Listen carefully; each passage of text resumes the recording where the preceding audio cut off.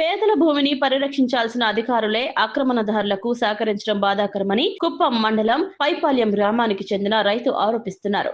తమ గ్రామ పంచాయతీ పరిధిలో దశాబ్దాల కాలం నాటి క్రితమే తమ తండ్రి వేరొకరి వద్ద కొంత పొలం కొనడం జరిగిందని, అయితే గతంలో ప్రభుత్వం చేపట్టిన రీసర్వేలో భాగంగా తమకు ముందస్తు సమాచారం ఇవ్వకుండా రీసర్వే నిర్వహించి 65 సెంట్లు మిగులు భూమిని గుర్తించడం జరిగిందన్నారు.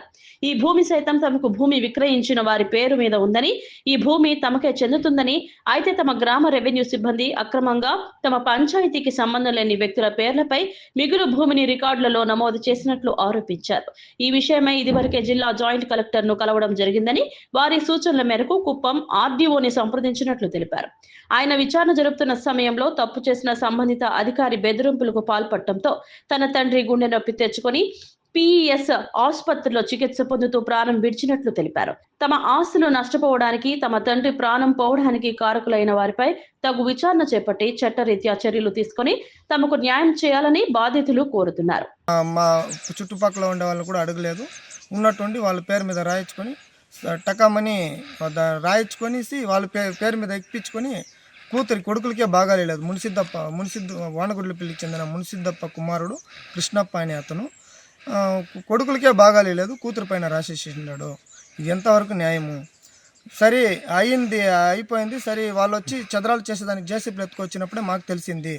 మేము కొన్న అనేక మొత్తం గీసి అంతా ఎత్తి చూస్తే దాంట్లో మేము ఎవరి మీద కొన్నామో వాళ్ళ పేరు మీదే ఉంది తప్ప వాళ్ళ పేరు మీద ఏ ఒక్క రికార్డుకు అయితే లేదు.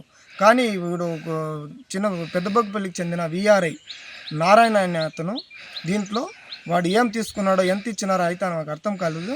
మొత్తం డబ్బులు కకృతి పడి దాన్ని మాన్యువల్గా, అంటే మనకి రీజన్గా ఇప్పుడు ఆన్లైన్లో వచ్చినాయి, దానికి ముందు మాన్యువల్ పేపర్లో వచ్చేసి మొత్తం వాళ్ళ ఫోటోలు ఎత్తికించి దిద్ది మాన్యువల్ బుక్లో చేసిండారు. విఆర్ఓ మేడం గారు కూడా చూసి మాకే అర్థం కాలేదు, అట్లా చేసి పెట్టిండారు. తిరిగా దాన్ని రిజిస్టర్ చేయించిన దానికి మేము పోయి రిజిస్టర్ ఆఫీస్ నకలు ఎత్తినాము. నకల్లో చూడండి, ఒక విఆర్ఐ గవర్నమెంట్ ఆఫీసర్ అయి ఉండి షూరిటీ వేసినాడు. అంటే మా పక్క భూమి అతను ఎవరైనా వేరే వాళ్ళు ఆ ఊరు సంబంధించిన వాళ్ళు వేసింటే కూడా ఒప్పుకుంటాము. ఒక విఆర్ఐ ఒక గవర్నమెంట్ ఎంప్లాయీ ఉండి ఎట్లా షూరిటీ వేస్తారు అన్నది నాకు అర్థం. అది కాకుండా మొన్న మొత్తం కనిపెట్టినాము. మేడం దాంతో చూసి కలెక్టర్ ఆఫీస్ దగ్గరికి మా నాన్న వెళ్ళి కలెక్టర్ ఆఫీస్ దగ్గరికి పోయి, మొన్న కుప్పంలో కలెక్టర్ మీటింగ్ ఉంటే అప్పుడు జాయింట్ కలెక్టర్ మేడం దగ్గర ఎత్తుకొని పోయి చెప్పినాము. అప్పుడే విఆర్ మేడం అని పిలిచి అన్నీ సాల్వ్ చేసినారు. చూస్తే మేము ఎవరు సత్తర్ ఖాన్ అనే వాళ్ళతో భూమి కొన్నాము, వాళ్ళ పేరు మీదే ఉందే తప్ప వీళ్ళ పేరు మీద ఏ ఒక్క రికార్డ్ అయితే లేదు. నేను ఈసీ ఎత్తినాను, వాళ్ళు ముస్లిం వాళ్ళ పేరే ఉందే తప్ప వాళ్ళ పేరు మీద ఏమి లేదు. 51 ఏళ్ళుగా మా అనుభవంలో ఉన్న భూమిని ఇప్పుడు విఆర్ఐ నారాయణ అతను ఎట్లా వాళ్ళు చేపించినాడు, మాకు సమాధానం కావాలా. అంతేకాకుండా సరే మేడం గారు దీన్ని క్యాన్సిల్ చేయాలంటే మా వల్ల కాదు, ఆర్డీఓ సార్ దగ్గరికి వెళ్ళాలంటే 19వ తారీఖు అర్జీ రాపించుకొని మా నాన్న అందరి దగ్గర తిరిగినారు. 3 నెలలుగా ఆర్డీఓ సార్ ఫైనల్గా ఆర్డీఓ సార్ దగ్గరికి పోతామంటే నా వల్ల కావట్లేదురా, ఏమో ఛాతి నొప్పిగా ఉంది, నువ్వే పోయేసిరా అని చెప్తే నేను 19వ తారీఖు పోయిన నెల 2వ నెల 19వ తారీఖున కుప్పం ఆర్డీఓ సార్ గణేష్పురంలో ఆర్డీఓ సార్ ఆఫీసర్ దగ్గర పోతే సార్ అన్నీ విన్నాక సరే ఇది ఇప్పుడు ఆప్షన్ అయితే లేదు, క్యాన్సిల్ చేపిస్తాము, 3వ నెల రా అని చెప్పినారు. 19వ తారీఖు ఇచ్చేసి మేము ఇంటికి వచ్చే లోపలే మా నాన్నకి హార్ట్ అటాక్ వచ్చింది. కానీ పొద్దున్నే ఈయన విఆర్ఐ వచ్చి బ్లాక్మెయిల్ కూడా చేసిండాడు. 2.5 ఎకరా మా తాత చచ్చి 5 ఏళ్ళు అయిపోయింది. ఆ 2.5 ఎకరా కూడా నేను వేరే వాళ్ళపైన రాసి ఇచ్చేస్తాను, ఎక్స్ట్రాలో ఏమైనా మాట్లాడుతావంటే అని అన్నాడంట. దాన్ని తట్టుకోలేక మా నాన్న గుండె పోటు వచ్చి సాయంత్రమే 19వ తారీఖు సాయంత్రమే పిఎస్కి ఎత్తుకోపోయినాము. ఆడిపోతే 20వ తారీఖు వెంటిలేటర్ పైనే చికిత్స పొందుతున్నారు.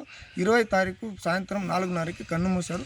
మా నాన్నకి న్యాయం జరగాలి, మా నాన్న చావు కారణమైన వాళ్ళని ఉద్యోగం ఇంకా పీకేయాలి. ప్లస్ ఇలాంటి దౌర్భాగ్య స్థితి ఒక్కరికి ఎవరికి జరగకూడదు. ఈరోజు మా నాన్న మా మధ్యలో లేదు, వెలకట్టలేని ప్రాణం వదులుకున్నాం మేము. ఖచ్చితంగా మాకు న్యాయం జరగాలి. ఆల్రెడీ అందరి దగ్గర వాళ్ళ అర్జీలు కూడా ఇచ్చినాము. ఇప్పుడైతే మా మేడం గారు కూడా వెడగండి విఆర్ఓ మేడం కన్సల్ట్ చేయండి. ఊరు మొత్తం 3 చక్నాథం కానీ వానగుడ్ల పెళ్ళి అందరిని అడగండి. మా 51 ఏళ్ళుగా మా భూమిలో మేము ఉన్నామని ఎవరు లేదు వాళ్ళది లేదని చెప్పేసి మేము వదిలేస్తాము.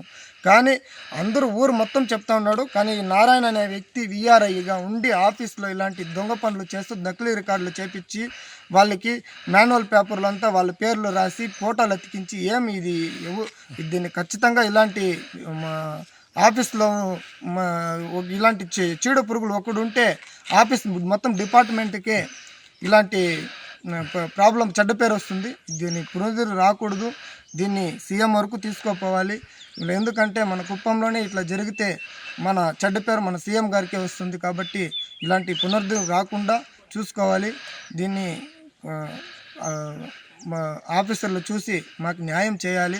ఈరోజు మా నాన్న పోగొట్టుకొని నేను ఈ వీడియో ముందుకు వచ్చినాను. వాడు మొన్న నన్ను చూసి నన్ను కొట్టేదానికి కూడా వచ్చినాడు. అంటే కొట్టేదానికి కూడా వచ్చినాడు వాడు. నేను అందరి దగ్గర ఎట్లా వచ్చినారో అట్లా నేను రాసిచ్చినాను అని చెప్తా ఉన్నాడు. కానీ రాసిచ్చినావు ఓకే, నువ్వు షూరిటీ ఎందుకు వేసినావు? నువ్వు పక్క భూమి వాడువా? నీకు తెలియదు అంత మాత్రం. 50 ఏళ్ళ అనుభవం ఉన్నారు వీళ్ళు ఉన్నారని నీకు తెలియదు అంత మాత్రం. నువ్వు చక్నాథంలోనే పుట్టినావు, నీకు తెలియదు అంత మాత్రం అని విఆర్ గారిని షూటిగా ఒక ప్రశ్న అడుగుతూ ఉంటాను. ఇది న్యాయమా అని అడిగిన దానికి నువ్వు ఏం చేసుకుంటావు చేసుకోరా, మా నాన్నకి చావు కారణమైంది వాడే, వాడిని శిక్షించాలి, వానికి శిక్ష పడాలి, వాని ఉద్యోగం కూడా పీకేయాలి సార్కు అనేసి నేను ఇంకొకసారి ఆర్డీఓ సార్ గారికి తిరగా ఎండిఓ సార్ గారిని కూడా చేతులెత్తి మొక్కుకుంటాను. ఈరోజు మా నాన్న పోగొట్టుకుంటాను, నాకు న్యాయం చేయండి సార్. నిజంగా మా మధ్యలో మా నాన్న లేదు, నాకు దండగా ఉన్న మా నాన్న లేదు. ఇప్పుడు మీరే నాకు న్యాయం చేయాలి. 3 నెలలుగా మేము తిరిగినాము ఆఫీసులకి, కానీ మాకు న్యాయం జరగలేదు. ఇప్పుడు ఈ నారాయణ అనే వ్యక్తి వల్ల ఈరోజు మా నాన్న చనిపోయినాడు. ఖచ్చితంగా మనకు న్యాయం చేస్తారనేసి నేను ఈ వీడియో ముందుకు వచ్చినాను. మీరు న్యాయం తీసుకోవాలి సార్. అదే కాకుండా పోలీస్ స్టేషన్లో కూడా కంప్లైంట్ ఇచ్చినాం సార్. అప్పుడు ఊరు పెద్దోళ్ళని పిలిపించి మాట్లాడండి అని చెప్తే ఊరు పెద్దోళ్ళంతా నేను తోడుకొచ్చినాను. కానీ మునిసిద్దప్ప కుమారుడు కృష్ణప్ప అనేవాడు ఆయన రాలేదు. ఎందుకంటే ఊరిలో ఉండేవాళ్ళు ఇప్పుడు గవర్నమెంట్ ఆఫీసర్లకు తెలీదు ఎవరెవరు ఎన్ని ఏళ్ళుగా ఈ భూమి పైన ఎన్ని ఏళ్ళుగా అనుభవంలో ఉన్నారనేసి, ఎంజాయ్మెంట్లో ఉన్నారనేసి గవర్నమెంట్ ఆఫీసర్లకు తెలీదు. ఊరు మొత్తం తెలుసు, ఊరందరికి ప్రజలకు తెలుసు. అందువల్ల